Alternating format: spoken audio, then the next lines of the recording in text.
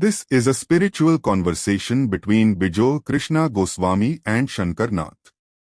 It was a serene afternoon in Nabadvip, and the sacred Ganga flowed peacefully under the golden rays of the sun.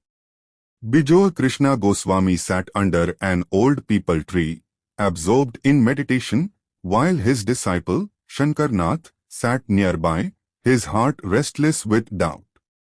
After a long silence, Shankarnath finally spoke. Guruji, I have been troubled by a question for many days. People say that everything that happens to us is due to our past karma. But if that is true, then why do good people suffer while the wicked seem to prosper? Where is the justice in this? Bijoy Krishna Goswami opened his eyes and smiled gently. He picked up a mango seed lying nearby and placed it in Shankarnath's palm. Tell me, my child, if you plant this seed today, will you get mangoes tomorrow? Shankarnath looked at the seed and replied, No, Guruji. It will take years for the tree to grow and bear fruit.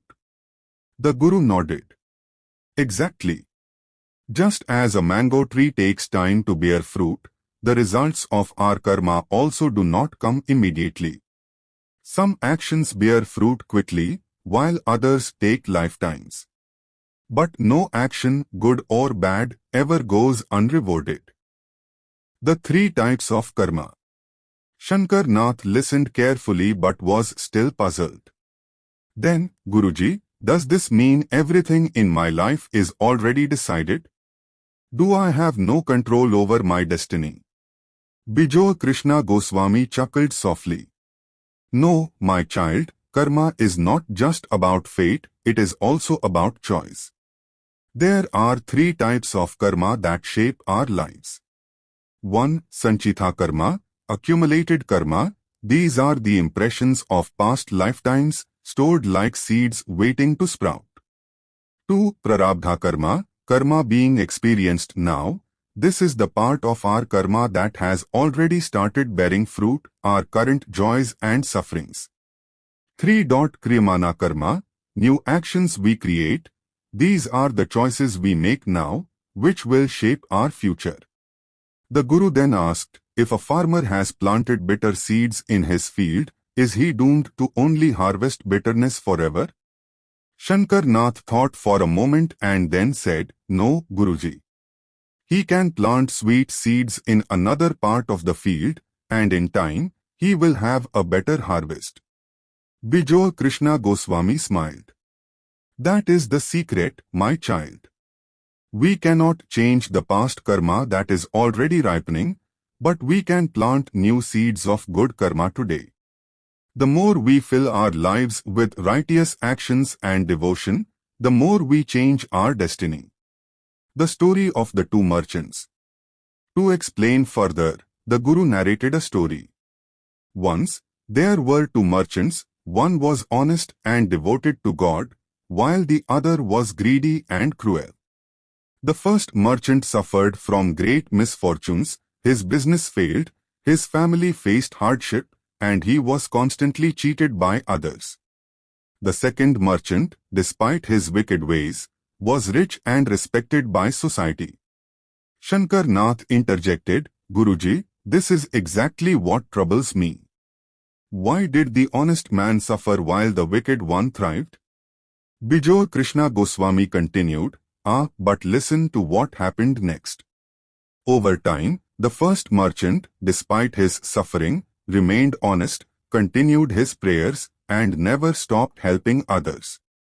Slowly, his fate changed, he started earning wealth, his family prospered, and he became known as a great saint. Meanwhile, the greedy merchant, who had been enjoying his past good karma, began to face the consequences of his evil deeds. His wealth was stolen, his friends abandoned him, and he died alone in misery. The Guru looked at Shankarnath and said, You see, my child, the first merchant was simply burning off his past karma, and because he did not create more bad karma, his future became bright. The second merchant, on the other hand, was only spending the results of his past good deeds while accumulating new bad karma. Eventually, he had to face his downfall. Shankarnath bowed his head in deep thought. Guruji, I understand now. No one can escape the fruits of their actions. But if that is true, then how can one ever become free from karma? Bijoy Krishna Goswami smiled and placed his hand on Shankarnath's head. That, my child, is where bhakti, devotion, comes in. Just as fire can burn away even the hardest of wood, chanting the holy names of the Lord can burn away lifetimes of karma. He then softly chanted, Hare Krishna, Krishna Krishna, Hare Hare. Hare Rama, Rama Rama, Hare Hare. The very air seemed to vibrate with divine energy.